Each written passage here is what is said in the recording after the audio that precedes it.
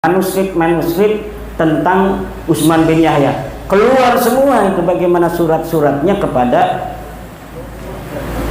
Senogronya. Wahai tuanku yang mulia Senogronya, kalau ketemu dengan gubernur jenderal, tolong sebut nama saya agar saya nanti akan diperhitungkan oleh gubernur jenderal. Begitu ada itu yang seperti itu dalam bahasa Arab.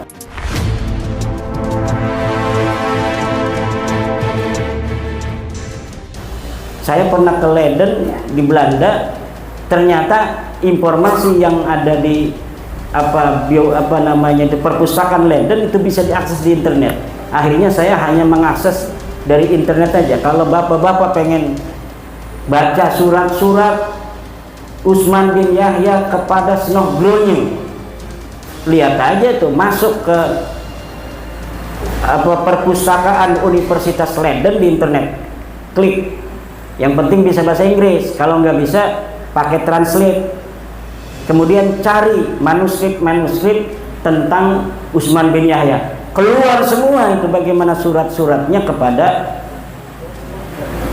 Senogronya.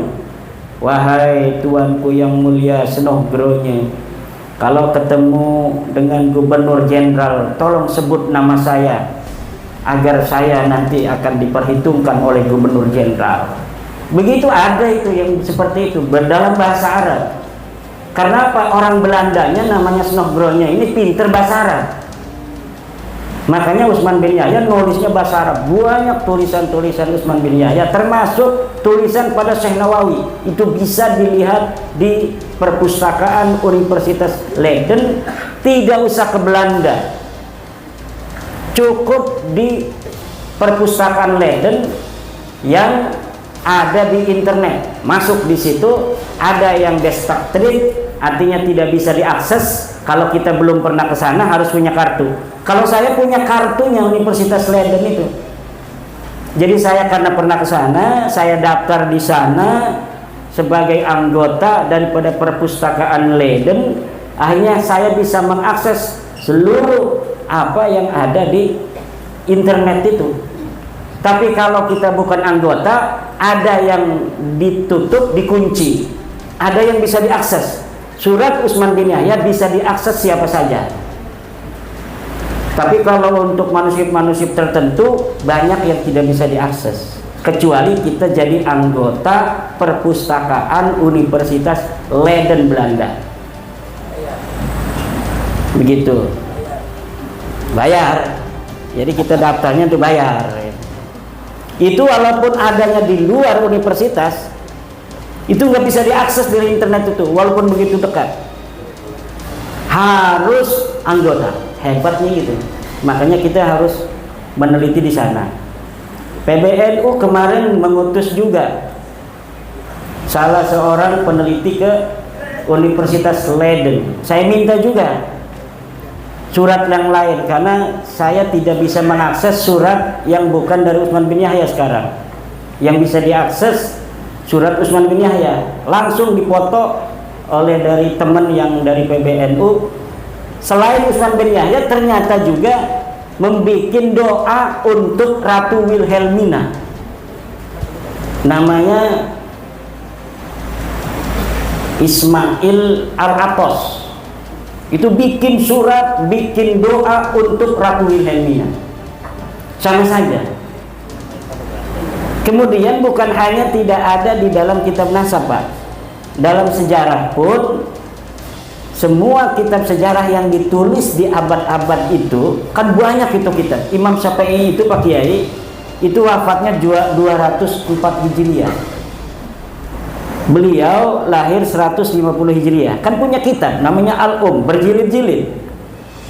Ibnu Hisham, berjilid-jilid kitab sejarah. Itu Ibnu Ishaq aja 80 Hijriah. 80 Hijriah sudah ada kitab sejarah Ibnu Ishaq. Kemudian dilanjutkan oleh Ibnu Hisham.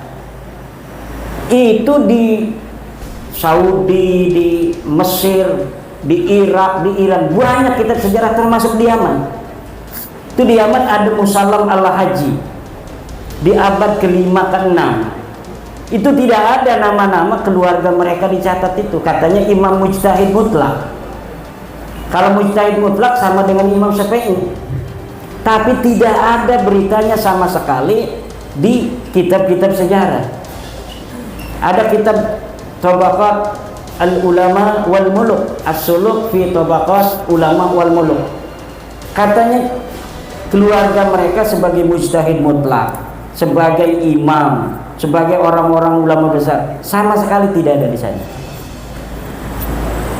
Jadi ini yang terjadi sebagai pengakuan yang sudah ratusan tahun, tapi ketika diminta bukti materialnya sama sekali tidak ada. Itu. Kemudian untuk yang kedua apa itu? Gurunya Thariqah. Nah, kalau masalah Thariqah udah yang jelas saja, Thariqah Khalidiyah Naqsabandiyah. Gurunya yang jelas silsilahnya.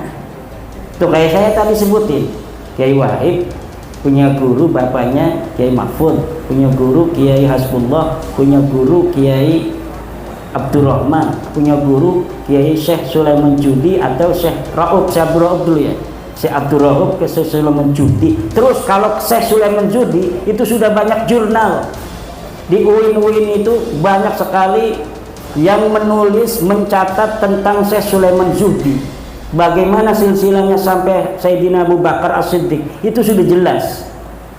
Dari Syekh Sulaiman Judi Jabal Qubais saja ke bawah, jelas apa tidak? Kalau yang Khalidiyah Al-Huda ini jelas.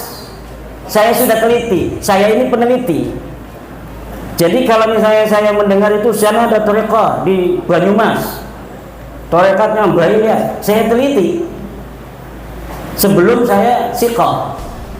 Oh ini pasti garis sejarahnya, apalagi ini dari ayah ke anak, dari ayah ke anak, dari ayah ke anak. Jadi sebenarnya bukan karena dia Balawi kita nggak boleh untuk mengambil ilmu atau thariqah, bukan, tapi sanadnya nyambung apa kagak, teliti dulu silsilahnya itu, bener nggak dia berguru kepadanya. Katanya ngambilnya ke Mbah Ilyas, kok tarekatnya Sadiliyah, kan aneh itu. Kalau Mbah Ilyas ya sama dengan Mbah Hasbullah, Naqsabandiyah Khalidiyah. Ini katanya ngambilnya ke Mbah Ilyas, Mbah Malik ya, tapi kok jadinya Sadiliyah. Ya ini berarti nggak nyambung. Ini bahaya kalau tarekat nyambung, kita bukannya usul ke Allah, ke yang lain.